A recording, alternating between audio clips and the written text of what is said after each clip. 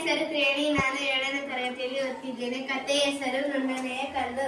ಒಂದು ದಿನ ಕರಡಿ ಮರಿ ನದಿ ಹತ್ರ ಹೋಗ್ತಿತ್ತು.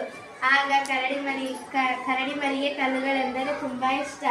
ಒಂದು ದಿನ ಕರಡಿ ಮರಿಗೆ ಮಂತ್ರದ ಕಲ್ಲು ಸಿಗ್ತದ. ಕಲ್ಲು ಸಿಕ್ಕ ತಕ್ಷಣನೇ ಮಳೆ ಶುರುವಾಗ್ತದ. ಮಳೆ ನಿಂತಿದ್ರೆ ಚಂದ ಇರ್ತಿತ್ತಲ್ಲಪ್ಪ ಅಂತ ಕರಡಿ ಮರಿ ಅಂತದ. ಆಮೇಲೆ ಕರಡಿ ಮರಿ ಹೇಳಿದಂಗೆ ಮಳೆ ನಿಂದಿರ್ತದ. ನಿಂತಾಗ ಮತ್ತೆ ಹೋಗುವಾಗ ಇದು ನಮ್ಮ ಅಮ್ಮ ಅಪ್ಪಗೆ ತರಿಸಿದ್ರೆ ಇಲ್ಲ ಖುಷಿ ಇರ್ತದ ಅಂತೇಳಿ ಹೋಗ್ತಿರ್ತದ. ಅವ ದಾರಿಯಲ್ಲಿ ಸಿಂಹ ಕಾಣ್ತದ. ಸಿಂಹ ಕಂಡವಾಗ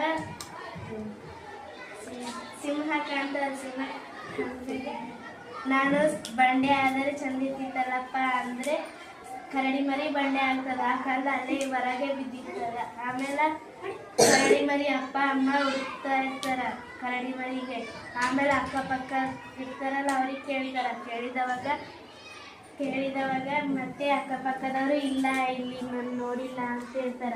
ಆಮೇಲೆ ಕರಡಿ ಮರಿ ಅಪ್ಪ ಅಮ್ಮ ಎಲ್ಲ ತಿರುಗಿದ ಮೇಲೆ ಒಂದು ಬಂಡೆ ಹತ್ರ ಕುಂತವಾಗ ಕಲ್ಲುಗಳೆಂದರೆ ನಮ್ಮ ಮನೆಗೆ ತುಂಬಾ ಇಷ್ಟ ಅಂತ ಹೇಳ್ತಾರೆ. ಆಮೇಲೆ ಕಲ್ಲು ಆ ಕಲ್ಲಿನಾಗೆ ಇಡ್ತಾರ. ಕಲ್ಲಿನ ಇಟ್ಟಾಗ ಆ ಕರಡಿ ಮರಿ ಆಗ್ತದ. ಕರಡಿ ಮರಿ ಆದಾಗ ಕರಡಿ ಮರಿ ಅಪ್ಪ ಅಮ್ಮ ಖುಷಿಯಾಗಿ ಅದನ್ನ ಆಟ ಆಡ್ತಿರ್ತಾರೆ. ಈ ಕಥೆ ಹೇಳಿ ಧನ್ಯವಾದ.